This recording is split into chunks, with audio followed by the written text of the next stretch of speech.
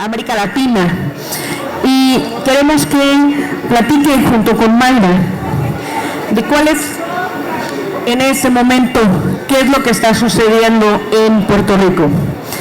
Yo siempre digo que en general México voltea a ver demasiado a Estados Unidos y muy poco para abajo, y para los lados ya no te cuento, ¿no? Y si ustedes lo ponen en las propias noticias, hasta en los acercamientos culturales que tenemos de otros países, de pronto la sensación es que México no está conectado con Latinoamérica y no está conectado con muchos otros países porque pues hay una influencia del norte demasiado fuerte, demasiado extensa, y tenemos que dar la vuelta, tenemos que voltear a ver qué es lo que está pasando en otros países. Y cuando estábamos armando esta feria y por fin logramos, después de muchas, se van a reír, pero pregúntale a pobre Mayra la cantidad de veces que vamos diciendo por favor ven, y siempre nos cruzamos, decidimos que viniera Mayra Santos Febres a esta feria. No solo escritora, novelista, cuentista, para los que yo sé, por aquí hay varios que la escucharon el otro día que ya son fans, estaban embabados, yo les vi las caras, yo subí a verle las caras y a tomar fotos, estaban embabados escuchando a Mayra, y quería un poco que nos contara qué es lo que está pasando en esta isla, que de pronto a México le parece casi, desgraciadamente y para vergüenza nuestra, como una extensión y una estrellita más de Estados Unidos, en la que prácticamente no tenemos noticias, no tenemos información, no nos llega una parte cultural. Y cuando llegan noticias, pues lo que pasa siempre, ¿no? Llegan las malas. Hace 2 años, al día siguiente de que nosotros tuvimos la repetición, porque no sé cómo llamar a tan mala suerte, del terremoto, el mismo día que se cumplían 30 años del terremoto del 85. Al día siguiente, la isla de Puerto Rico sufrió uno de los huracanes más devastadores de la historia. Y me gustaría un poco empezar con esto, para de ahí ir para atrás y empezar a contar la isla, ¿no? Desde lo que ustedes escucharon, desde lo que se enteraron por noticias, ¿no? En la nuestra, a partir de ahí ir contando para atrás qué es esta isla maravillosa y por qué deberíamos todos tenerla dentro de nuestro corazón. Ay, gracias. Bienvenida. Gracias, Marina. Hola. Buenas tardes. Primero quiero agradecer de nuevo. Mira, ya acaba de llegar Héctor, bienvenido.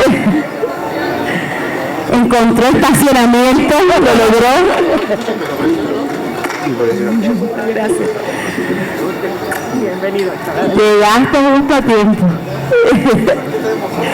Pues me pidieron que hablara un momentito, solo un momentito, acerca del huracán. No sé si vieron esas magníficas fotos de Trump al 6º día del huracán, en donde murieron, hasta ahora la cifra oficial son alrededor de 4.695 personas en una isla de 3 millones de habitantes. Ahora somos un poco menos porque el éxodo ha sido masivo.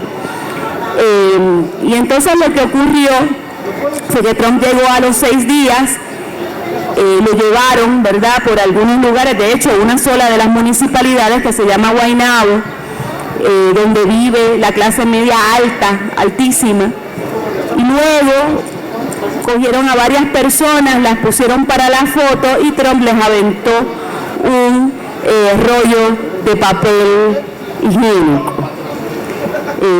Personas que acababan de perder familiares, casas, que estaban sin agua, sin luz, no tenían servicios esenciales, no, se había caído todo el sistema eléctrico.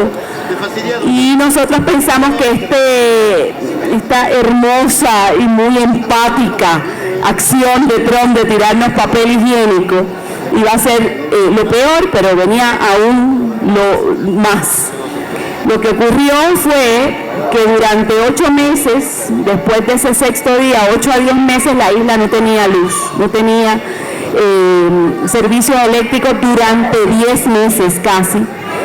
Eso significa que todos los pacientes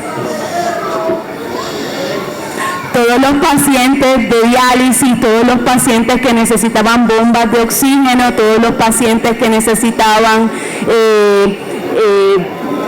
ser intervenidos quirúrgicamente, pues las condiciones no estaban, y eso acrecentó dos grandes crisis. La primera fue la de servicios esenciales para pacientes crónicos, que hizo que se disparara la mortandad de cáncer, de todo tipo de cosas. Todavía se nos está muriendo la gente por ramillete 2 años después. Y lo segundo fue que hubo una epidemia de suicidios. De repente cada 1.5 días se mataba una persona. Una de las cosas que fue buena, sin embargo, fue que la sociedad civil, ante la carencia absoluta de gobierno, y déjenme decirle que no hay cosa más rica que vivir aún en la miseria, 10 meses sin gobierno, eso a mí me encantó. Ojalá nosotros pudiéramos vivir 10 años por lo menos sin gobierno, porque la verdad es que los políticos son la ópera, que mucho fastidian, que mucho chupan, que difícil es bregar. Perdón, pero yo soy de esa convicción. Yo creo en la sociedad civil, yo creo que la sociedad civil está ya organizada en sindicatos, en organizaciones sin fines de lucro, los artistas, las organizaciones de enfermeras, las organizaciones de psicólogos. Todos nosotros ya podemos incidir y ser más efectivos que las organizaciones centralizadas, que se mueven tan lento, tan burocráticamente, que cuando llegan a los lugares ya todo el mundo está muerto. Así que nosotros nos tiramos a la calle y durante casi 1 año y medio teníamos un país. Teníamos un país que funcionaba de una manera muy extraña, o como dice una persona que yo adoro y que leo constantemente, se los recomiendo, un sociólogo de Camerún que da clases de filosofía y sociología en la Universidad de Johannesburgo, se llama Achille Mbembe, y él tiene 2 textos que a mí me abrieron los ojos. El primero se llama El Estado Indirecto Privatizado, que es lo que muchos países hemos estado viviendo en América Latina y también en el Mediterráneo, Portugal, muchos lugares. Y el segundo, Necrópolis, que es un libro maravilloso y que habla de la necesidad de descentralizar las organizaciones quizás es una nueva manera de pensar lo común, no desde el comunismo, sino desde lo comunitario. Y a mí me encanta ese giro, cómo pensamos lo comunitario de una manera más ágil. Así que eso es lo que ha estado pasando en Puerto Rico. Al sol de hoy hay una Junta de Control Fiscal que nos tiene aún más apretados. Es como un embargo tipo cubano, pero neoliberal, o sea, más chulo todavía. Y de Puerto Rico no puede entrar ni salir nada por una ley que se llama la Ley de Cabotaje, desde el 1917 está puesta. No puede entrar ni salir nada que no esté controlado, que no entre por las aduanas norteamericanas. Eso hace que nosotros vivamos un embargo, un control económico y cultural muy grande. Así que no se sientan muy mal los mexicanos si lo único que conocen es Despacito de Puerto Rico, si lo único que conocen es el reggaetón, que a mí me gusta el reggaetón, porque a mí me gusta el reggaetón. Pero no se sientan muy mal, porque lo que pasa es que hay una política de embargo cultural, de embargo de noticias, de embargo económico para la isla. Eso es básico. Sin embargo, hay 2 conexiones muy hermosas y por eso es que yo insisto en venir a México. Y es que recuerden que México desde los años 50 fue un centro cultural para toda América Latina y para Puerto Rico también. Rafael Hernández, el jibarito que yo lo mencionaba ayer, que muchas personas piensan que es puertorriqueño, que es mexicano, en realidad es puertorriqueño, ¿no? Él se vino en los años 30, 40, quizá en los 50, se casó con una mujer de Mérida, y fue el que inició una larga cadena de intelectuales, de pintores, de músicos borimex. Nosotros les llamamos a los que son mitad puertorriqueños, mitad mexicanos, les llamamos borimex. Bori de boricua y mex de mexicano. Y hay un montón de borimexes por ahí, además de una grande presencia mexicana en Puerto Rico. Me imagino que lo mismo pasará en la República Dominicana, porque me acabo de enterar yo me lo inventé, ¿verdad que sí, dominicano? Sí, que naciste allá en la República y que sin embargo eres mexicano. Pues eso es lo que puedo hacer como introducción. Y pero yo digo, en medio de esto y antes de pasar una cosa, tú personalmente hiciste mucho trabajo durante toda esta crisis. Y además hiciste trabajo con literatura. Sí. Me gustaría un poco que nos contaras esa historia, porque muchos aquí, supongo, hicieron muchísimo trabajo durante el temblor, mucho trabajo de ayuda en comunidades, entonces me gustaría un poco que nos contaran esa experiencia. Pero yo me copié de ustedes. Un día que entró señal, yo me puse a ver qué podíamos hacer los escritores y los artistas en las comunidades, sobre todo en las escuelas que se habían convertido en refugio, y que allí estaba una población gigantesca de gente que no iba a volver a sus casas en mucho tiempo. O sea, no era que se iban a quedar 2 fines de semana, sino que podían pasar meses metidos en escuelas, hacinados, en lo que aparecía algún espacio salobre, o sea, que fuera saludable para que se mudaran las familias que tuvieron que irse durante el huracán. El problema fue mayormente las inundaciones. Se salieron todos los ríos de cauce, todas las planicies que dan al mar tenían una doble corriente, la que venía del mar y la que estaba con los ríos, y entonces a la gente se la llevó a unos refugios y se estaban volviendo locos, porque no había internet, no había nada. Así que nosotros nos pusimos a buscar y encontramos que aquí en México hay una cosa que se activa por la UNESCO que se llama los puntos seguros de lectura, que es que la gente se reúne en esos puntos seguros a leer, a tomar talleres, a escribir, a expresar el susto por el cual pasaron, porque inmediatamente después del huracán llegó una brigada de una cosa que se llama Medicares y Doctores del Mundo y muchos psicólogos. Pero ¿qué pasa con los psicólogos en nuestros países? Yo no sé ustedes, pero si a mí me viene un psicólogo y me dice, tú te sientes mal, tú estás media loquilla, yo digo, no, yo estoy muy bien, y que está mal este señor de aquí al lado. Y no funcionaban los psicólogos, no funcionaban, aunque había una epidemia de suicidios. Así que lo que nosotros empezamos a hacer fue, a través de poemas, a través de canciones, yo hacía, por ejemplo, una intervención muy sencilla, y es que decía, vamos a usar un pie forzado, asma. Escribamos sobre el asma, no sobre el huracán, sobre el asma. Y entonces, de repente, había una persona en una esquina que empezaba a llorar. Y me decía, no puedo respirar. Yo, ¿por qué no puedes respirar? Porque lo perdí todo, no sé qué voy a hacer, no sé cuándo empiecen las escuelas, qué voy a hacer con los niños, perdimos todo. Y ahí yo me enteraba que había que llamar a un psicólogo para que le diera apoyo a una comunidad o a una persona en especial. Así que eso lo hicimos hasta llegar a atender y a dar talleres a 26.975 personas. Esto merece un aplauso. Wow, 26.000. Chicos, estuvimos casi, bueno, ya todavía estamos, pero eso fue hasta el fin de semana pasado. Y sobre todo dándole apoyo a las escuelas para que volvieran a funcionar. A algunas se les había ido la biblioteca, había que armarles biblioteca, las maestras estaban exhaustas porque tenían que estar en los periodos de emergencia, más entonces dar clases. Vino una gringa que se llamaba Julia Kelleher, que decidió cerrar escuelas porque se había ido toda la gente, pero entonces luego la gente volvió y no cabía en las escuelas que estaban abiertas. O sea, es un revolú, un despelote. Así que eso sí lo hicimos. Y en eso sale un programa que se llama No estás solo, que no se acaben las palabras, que seguimos en las comunidades. De hecho, encontramos a un estudiante Borimix, que se llama Moisés Domínguez, que lo llevaron sus papás y luego se quedó sin visa allá.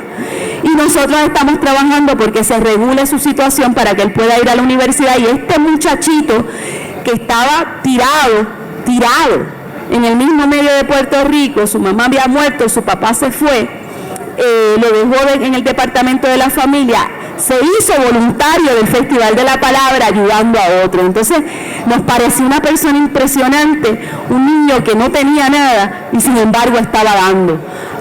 Como esos tenemos muchos jóvenes y queremos seguir trabajando para ellos. Y eso que ella dice que aprendió de nosotros, más bien vayamos todo el mundo sacando papelito. Oiga, quisiéramos haber llegado a 26,000 personas no soy yo sola, somos 12 que estamos tostados. No sé, ¿no? O sea, hagan ustedes cuentas de a cuánto los tomaban por pincha.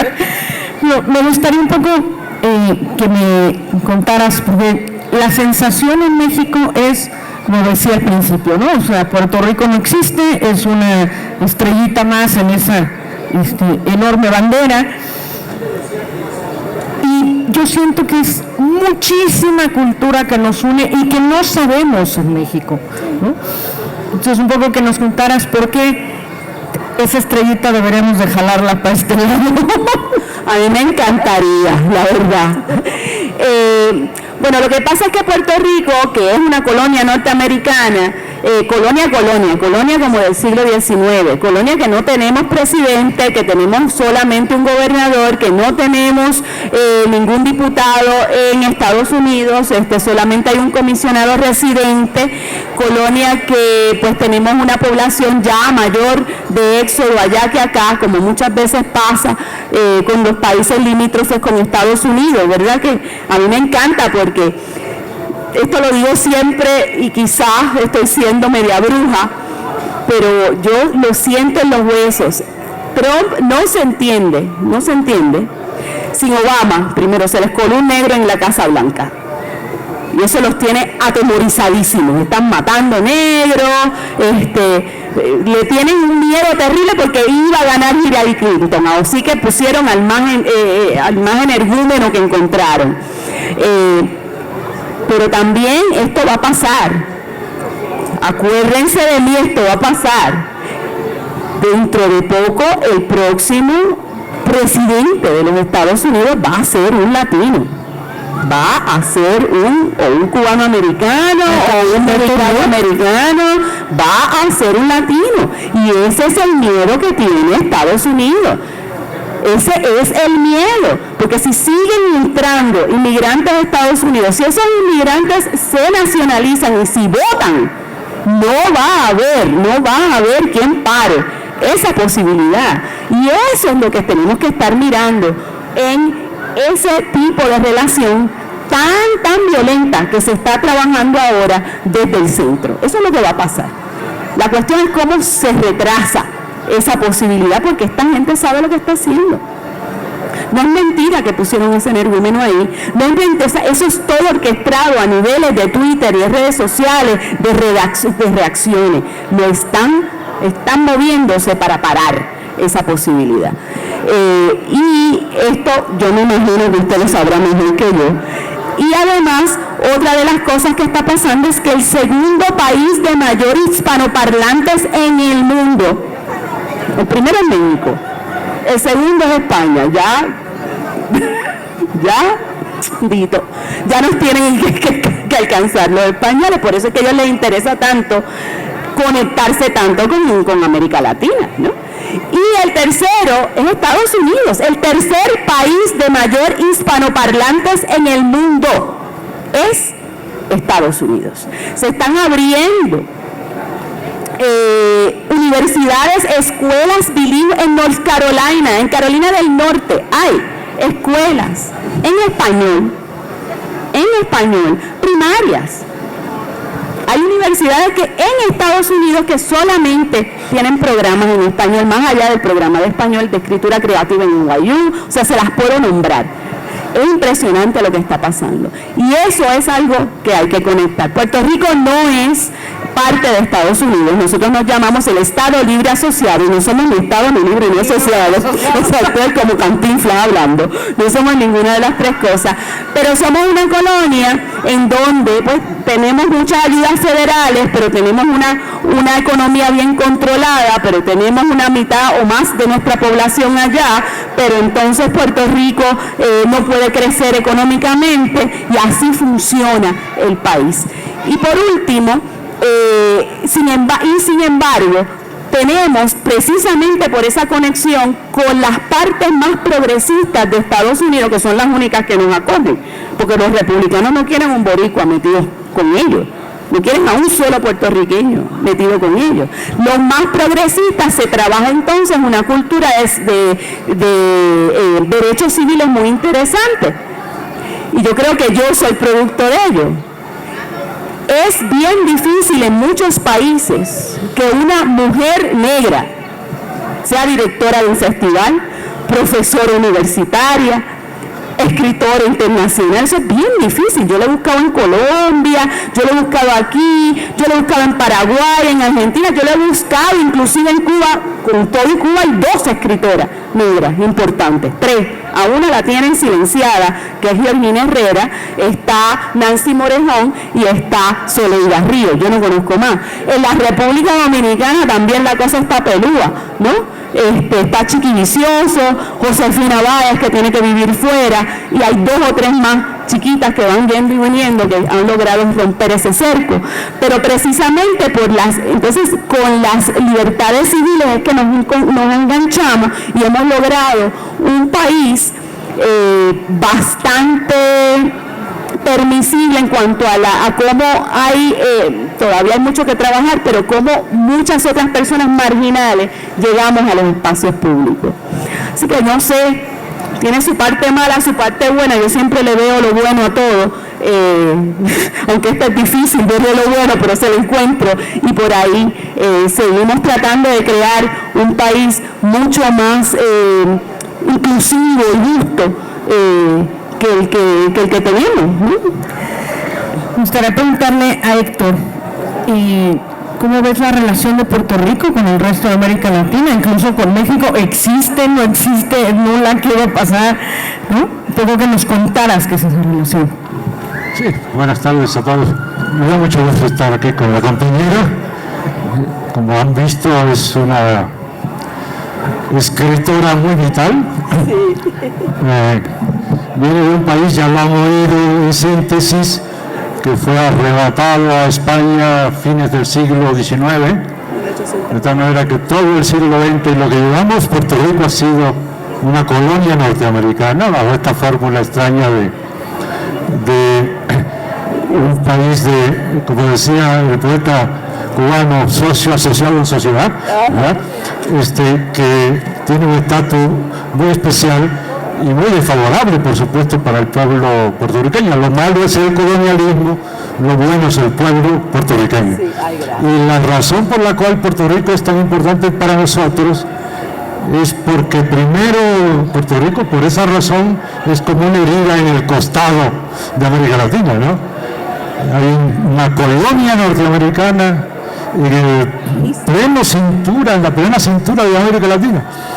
En los años 70 yo recuerdo que el movimiento independentista y el partido correspondiente, el Partido Independentista de Puerto Rico, tenía un porcentaje muy importante y en crecimiento de apoyo a la propuesta de independencia para Puerto Rico. Eso, desgraciadamente, hasta donde he podido ver, ha ido de picada, y en este momento ese movimiento no ha podido cuajar, está en menos del 2% de la población, de tal manera que hay mucho trabajo que hacer allí.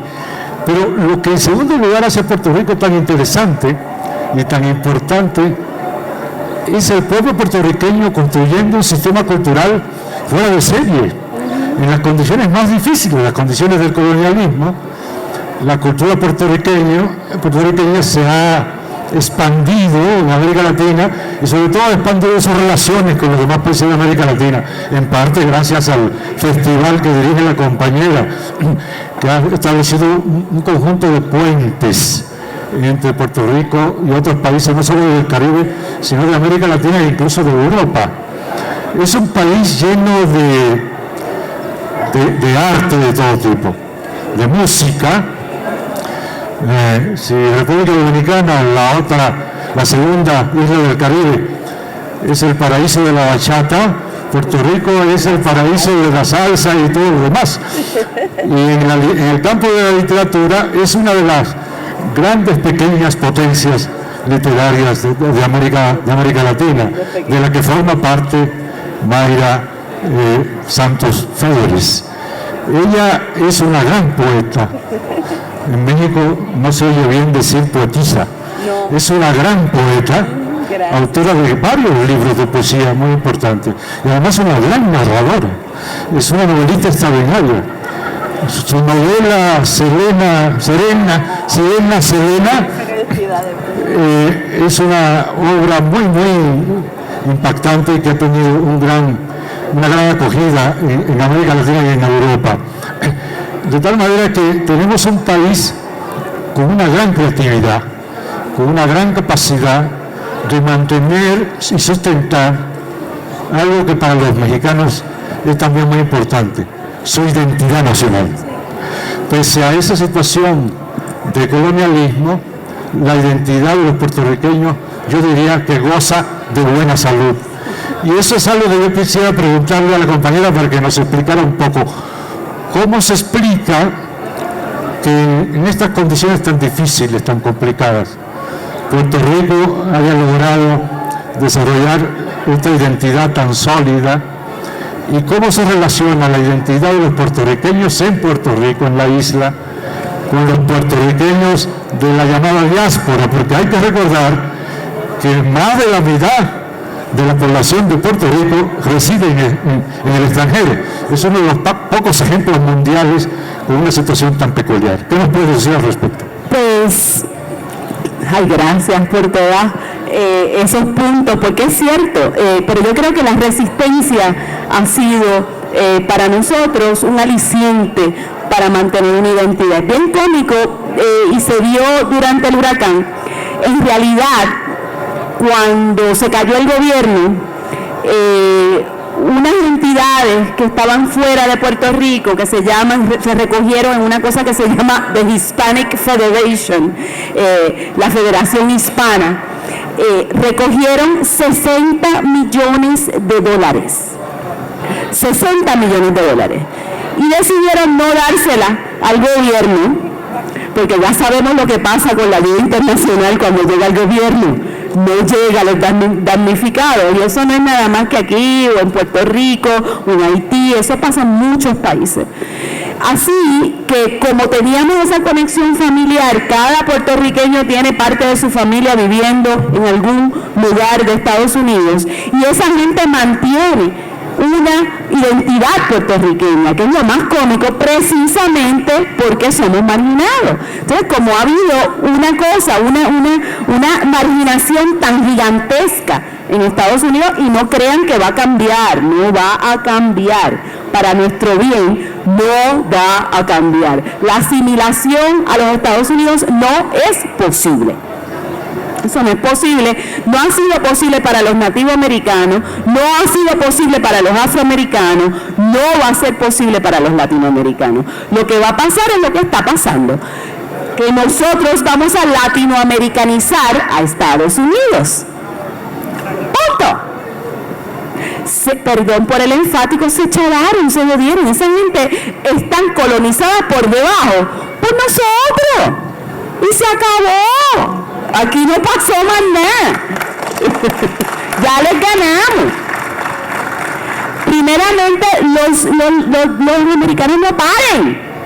Y nosotros parimos por jugar. Así, pla, un muchacho, pla, otro muchacho. O sea, no paren. Tampoco está pasando en Francia, tienen un problema gigantesco.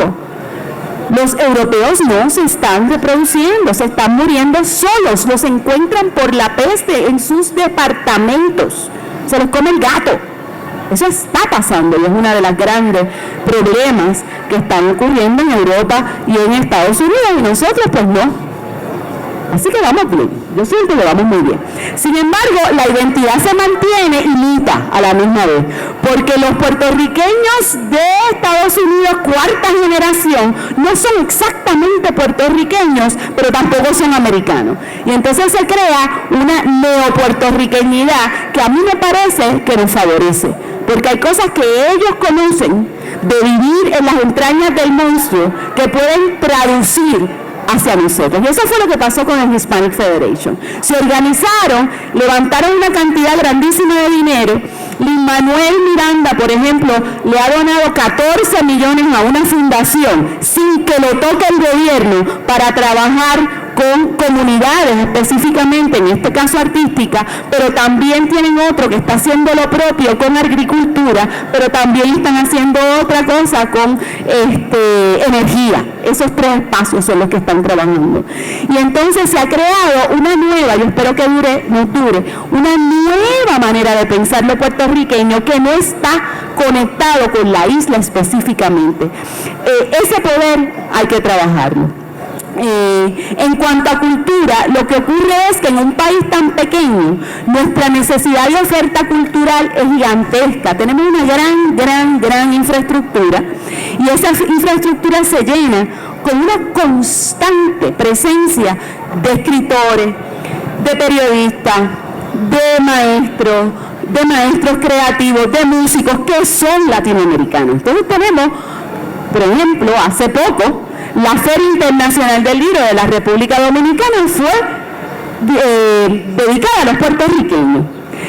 Y gracias a los dominicanos que viven en Puerto Rico, intelectuales, trabajadores, albañiles, dos personas de mi junta del Festival de la Palabra son puertorriqueños dominicanos, Emil Medina y Alantadora, que son empresarios.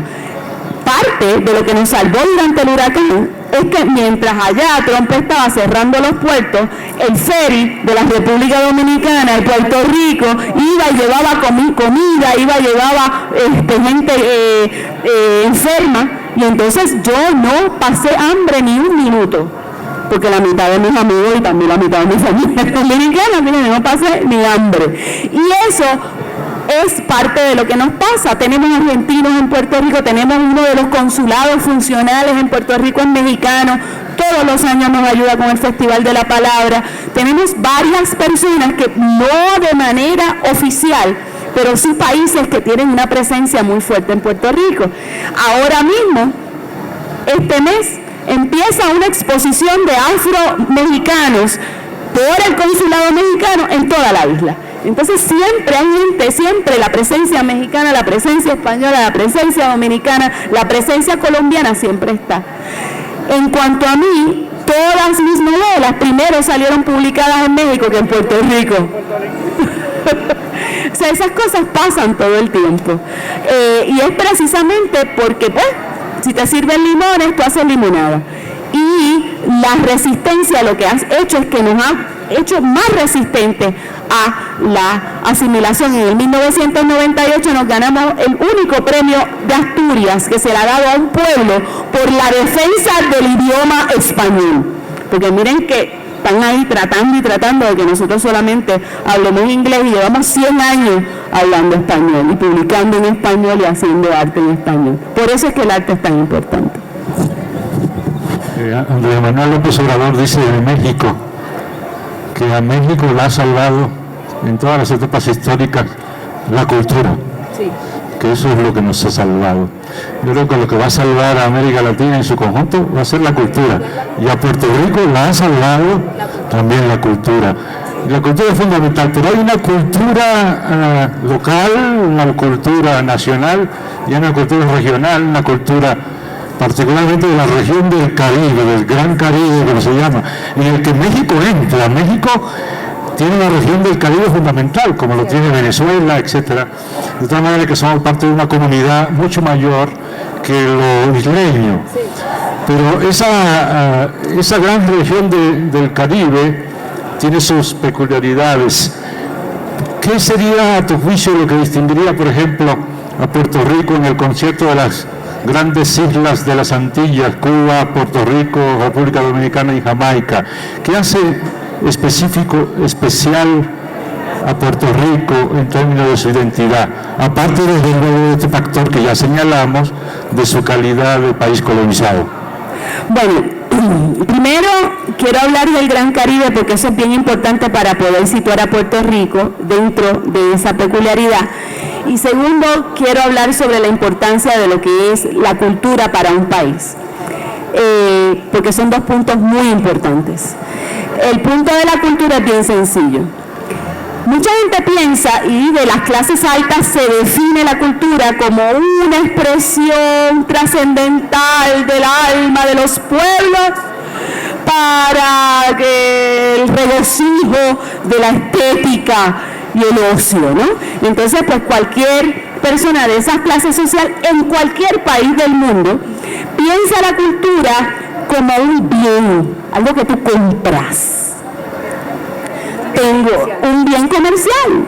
Y claro, hay muchos escritores, pintores, etcétera, etcétera, que sin darse cuenta de eso y otras dándose mucha cuenta, se comercializan en ese espacio de yo soy un genio y mi obra cuesta $30 millones porque yo soy un genio y he logrado llegar a lo más trascendental de la experiencia humana. No, la cultura no es eso. Primeramente, un pueblo que quiere una sociedad abierta y inclusiva tiene que trabajar con la cultura. Es la garantía básica y fundamental para crear sociedades abiertas en vez de cerradas. Si usted va a un país en donde las únicas cosas que ocurren es Estado, partidos, los que sean, y religión, eso es un país cerrado. Si no hay prensa, educación y cultura, no hay manera de que las personas que no entran dentro de los espacios jerárquicos de la política o de la religión puedan entrar en el espacio cultural. Esa es la importancia de estos lugares, esa es la importancia de todas estas ferias, esa es la importancia.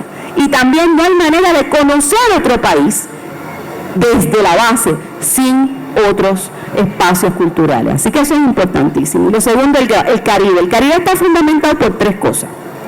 Uno, las culturas hacendadas. Esto ya lo dijo Antonio Benítez Rojo, ya lo dijo Moreno Fraginals, ya lo han hablado muchos caribeños. Donde quiera que usted vea una cultura hacendada, de que estaba basada específicamente en el trabajo forzado de personas racializadas. Voy a hablar de nuevo de esa palabra, racializar. Las razas no existen, pero la racialización sí. El hecho de que una persona tenga la nariz de una forma o la textura del pelo de una manera, un color de piel, no significa nada. Fuera de que los seres humanos somos distintos. Tenemos pues una melanina diferente, unos ojitos de piel, y además eso es rico, compañero. Imagínate todo el mundo del mismo color. Yo, que soy una degustadora de novios, creo que ya llegué al lugar que estaba buscando. Pero yo, que me he casado como 40 veces, bueno, no, me he casado, déjame ver, 3 veces con papeles, las otras no las vamos a contar. Si tú ves a todos mis maridos, ninguno se parece. Yo los hubiese parido uno, cada uno, pero sería como Josephine Baker con niños de todos los colores, amarillos, verdes. A mí me hubiese encantado eso, las Naciones Unidas en mi casa. Pero esa multiplicidad de seres humanos es lo que nos hace ricos. Ahora, la racialización lo que siempre hace es que coge una tendencia de un ser humano y la convierte en raza. Es que es tan idiota, que tienes el pelo o la nariz o cierto color de piel. En el siglo XVIII habían 278 categorías raciales, hasta que no había forma de nombrar a un ser humano. potente en el aire, salta atrás, octarón, cuarterón, mulato, mestizo, si eras negro con indio también, eso era otra cosa. O sea, eran tantas y tantas las clasificaciones que se anularon la una en la otra. Pero en el Caribe esa es una cosa, la raza que está pasando de los lugares hacendados. Cuando yo fui a Mérida, Yucatán, yo me encontré en el Caribe. Cuando yo de repente voy al Chocó en Colombia, me encuentro en el Caribe, aunque está en la costa del Pacífico. Esa es una. La segunda, la base cultural, oral y musical.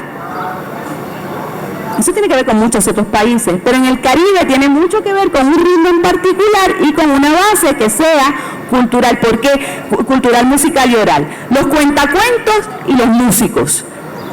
En Puerto Rico hay un tipo de música que se llama la plena. Casi no se baila, porque es la música de las marchas políticas y era como un periódico cantado. Lo mismo que los trovadores del siglo XIII, XIV, pero acá con tambores, ¿no? Así que la base del tambor y de la música política o social, y también el asunto de la racialización que viene de los espacios hacendados. Y lo tercero, diría yo, que tiene mucho que ver con género. A veces yo me confundo muchísimo con las feministas del norte porque no entienden una cosa que para nosotras es fundamental. En el Caribe las mujeres trabajan. Nosotras trabajamos. Eso de que hay la domesticidad como el único espacio del trabajo. ¿Quién? Si desde tu casa tú cosías, tú hacías fiambreras, tú hacías brasieres, había un trabajo doméstico que se hacía en otras casas. O sea, siempre ha habido una tradición milenaria de mujeres trabajadoras y también jefas de familia. Entonces, esas tres cosas son las que yo creo que hacen al Caribe, como que lo pueden definir. Hay muchas más, pero esas. Y por último, yo pienso que Puerto Rico es parte de ese Caribe. Yo siempre me pienso caribeña del Gran Caribe y puertorriqueña después, porque la migración caribeña es bien grande y define mucho la región. Había más negocio entre Cuba y Yucatán que lo que había entre La Habana y el resto de las provincias. Había más negocio, lo sigue habiendo, en toda esa cuenca hay mucha migración. Hay jamaiquinos que están metidos en Panamá, hay mexicanos de Mérida, hay unas culturas que se solapan. Y yo creo que ese circuito habría que pensarlo menos nacionalmente y más fluidamente como un circuito de Gran Caribe. Ahí cae lo puertorriqueño, pero yo pienso que como una variación. Ya habló, y bien inteligente, ¿verdad?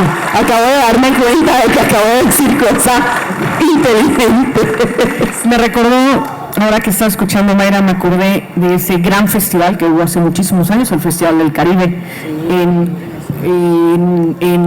Cancún, al principio, les estoy hablando de mediados de los 90, una cosa así. Y yo lo primero que pensaría es, pues, exijan a nuestras autoridades culturales locales y federales que queremos más cosas puertorriqueñas en México, ¿no? O sea, que ya basta de tener ahí un hoyo cultural en nuestra cultura mexicana sobre esto, ¿no? Y además que todo llega a México. Yo me acuerdo que la primera vez que yo vi a Andy Warhol en mi vida, yo lo vi en el Palacio de Bellas Artes, en mi vida. La primera vez que yo vi a Buenavista Social Club, lo vi en el Coliseo. O sea, si tú quieres ver cultura cesarevoria, o sea, todo lo que llegan africanos, hay una exposición de japoneses en UNAM, yo estoy aquí. O sea, son un país bien internacional. Entonces, sería bien bueno que México volviera a retomar su lugar como capital internacional e intelectual de América Latina. Realmente sería bien bueno. Yo se los agradecería mucho a nivel personal. México es tan importante para... México es muy importante para el área del Caribe. Y viceversa, por supuesto, ¿no? Pero hay algo que es poco conocido del Caribe, aparte de que es como ya dije, el paraíso de la música, de los ritmos afroamericanos, etcétera, afroantillanos. Y es que el Caribe, incluyendo las Antillas Menores, es el área más importante del mundo, guardando las proporciones, proporcional, en términos de teóricos de la diversidad. Sí. Es algo que llama la atención. Los principales escritores sobre temas de identidad étnica, identidad nacional, etcétera, a escala mundial, son del Caribe, incluyendo algunos de los grandes teóricos británicos que todo el mundo considera que son británicos, pero son caribeños. Son de Jamaica, son de Puerto Rico, son de Cuba, etcétera, etcétera. Aimé Césaire y otros grandes pensadores, al mismo tiempo grandes poetas, son del área del Caribe. En México conocemos a un gran escritor de las Antillas, porque vivió mucho tiempo acá, y fue gran maestro en México, Pedro Enrique Sureña, ¿verdad?, que vivió en México en la época pre-revolucionaria, iniciando la revolución en 1910 aproximadamente, con el Ateneo de la Juventud, cuyos compañeros Vasconcelos, etcétera, desarrollaron una fundamentación cultural, etcétera, crítica del positivismo vigente en México, que dio origen a los grandes procesos culturales posteriores, y que fue considerado el gran maestro de América. Borges lo llamó el Museo de la Cultura, hablando de su gran capacidad cultural, que también es de las Antillas. De tal manera que hay algo en las Antillas, en el área del Caribe, que hace que se dispare un afán reflexivo sobre la cuestión de las identidades, y que seguramente tiene que ver con la característica de esa región. Debo decir un último dato personal, dos datos personales. Uno, que tenemos, en lo poco que llevamos hablando, dos amigos en común, Chiqui y Chucky. Ah, Chuco. Chuco y Quintero, que es un gran amigo mío, puertorriqueño, y oí hablar de Chiqui Vicioso, que es una gran amiga mía dominicana. Es una familia, este mundo. Quiero dar un dato más personal. Cuando yo llegué a México, todo el mundo suponía que, puesto que venía de las Antillas, yo era un gran bailador. Pero eso no siempre es cierto, porque depende de la etapa histórica que te toque. Y la etapa histórica que a mí me tocó cuando yo era adolescente, cuando me formé como persona, era una etapa de muchas luchas políticas en el Caribe. Y por tanto, los que estuvimos en esa lucha política no íbamos a fiestas. Así que no aprendimos a bailar. Pero yo era un caribeño que no sabía bailar. ¡Ay, bendito! Es buen nombre para una novela. ¡Qué pena! Pues siempre se puede arreglar la situación. ¿Dónde resolví ese problema? ¿Aquí? Aquí en México. Yo aprendí a bailar en México. ¡Ay, santo! Pero ni un merengue ese, en los años 70 hubo un boom caribeño en México, que hizo que prácticamente toda la ciudad se llenara de salones de bailes en donde se bailaba pura música del Caribe. De tal manera que yo encontré mi paraíso, y aquí aprendí a bailar merengue, bachata, bomba y plena. Ah, mira para allá. Ay, bendito, me da una pena. Si quieres que te baile una lección, pues yo sé bailar. A mí me parece, no sé tanto de política, porque la política la verdad es que es una cosa bien complicada en América Latina. Se parece mucho, pero es fractal. Cada espacio tiene su particularidad. Entonces uno lo ve en grande y ve las repeticiones. Hay que tener un vuelo de pájaro para poder verlo, pero a la misma vez tener suficiente conocimiento específico para entender por qué lo que pasa en Nicaragua no pasa en Venezuela, por qué lo que pasa en Costa Rica y El Salvador es tan distinto y a la misma vez tan igual. Es impresionante. Si les parece bien, tenemos poco tiempo, abrimos a preguntas. ¿Alguien por ahí que diga yo? Ay, sería maravilloso. No, nadie, no, todo.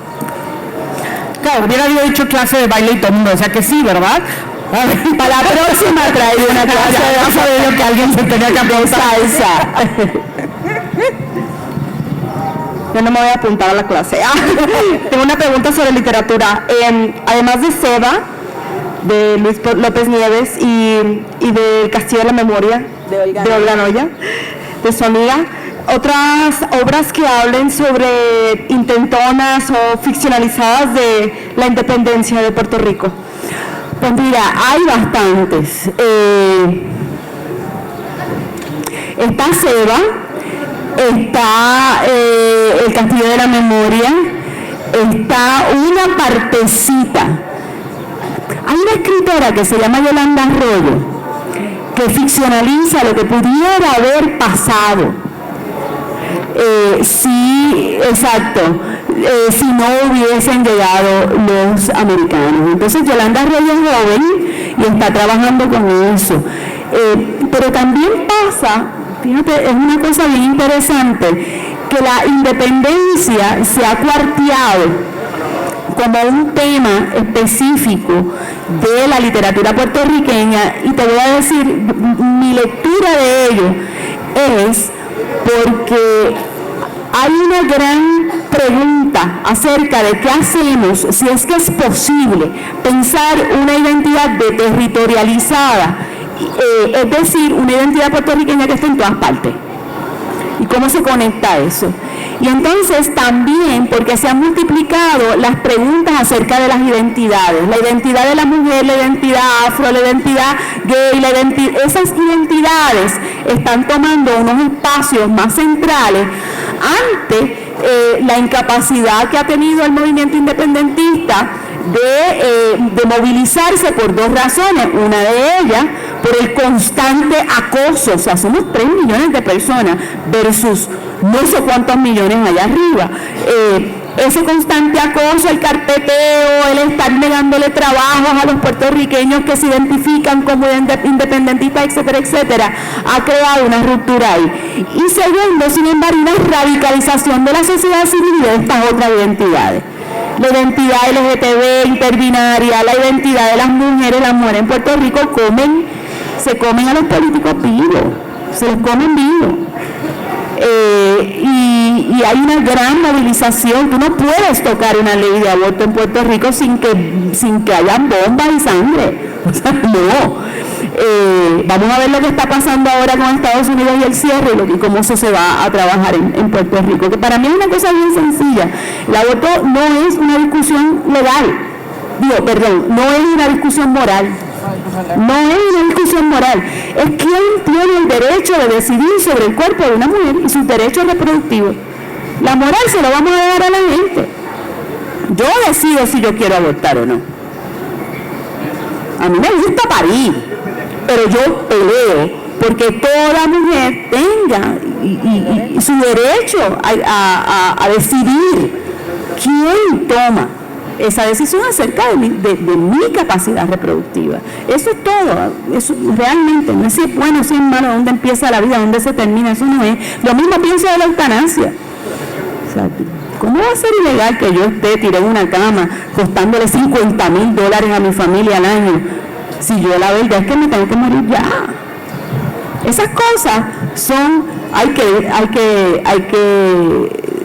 hablarlas más allá de lo legal o lo religioso, porque es un espacio de sociedad civil, ¿no? Y entonces en Puerto Rico esas cosas se están dando mucho y se está escribiendo muchísimo por todas partes. Literatura, poesía, ciencia ficción. Ahora tenemos una escritora dominicana que vive en Puerto Rico que yo creo que es la neta del planeta, que se llama Rita Indiana, buenísima. Y montones de cosas. Rey Andújar, que vive en Puerto Rico, puertorriqueños, Pedro Cavilla, puertorriqueño que vive en la República Dominicana. Hay muchos así. Quería nombrar, cuando estaba hablando de Pedro Enrique Ureña, yo siempre recuerdo a José Luis González, el gran maestro José Luis González, hijo de puertorriqueño y dominicana, pero criado, o sea, pero radical siempre fue, radicado en México. Y entonces, esa posibilidad, yo siempre recuerdo a Martí, esos Estados Unidos de América Latina, yo todavía los estoy esperando. Muchísimas gracias, de verdad qué lujo voy a tener a Mayra. Muchísimas gracias, Héctor. Les juro que nosotros lo intentamos todos los años que Mayra venga a la Feria del Libro del Zócalo y tenemos un problema de fechas porque siempre nos toca una semana antes, una semana después del Festival de la Palabra de Puerto Rico. Yo espero que algún año podamos mover fechas y la podamos llevar al Zócalo. Muchísimas gracias. Tenemos libros de Mayra, aprovechen. Tenemos libros, tenemos 2 títulos, si estoy bien. Sí, Selena vestida de pena, y tenemos La amante de Garibeles. No, cualquier miércoles soy tuya.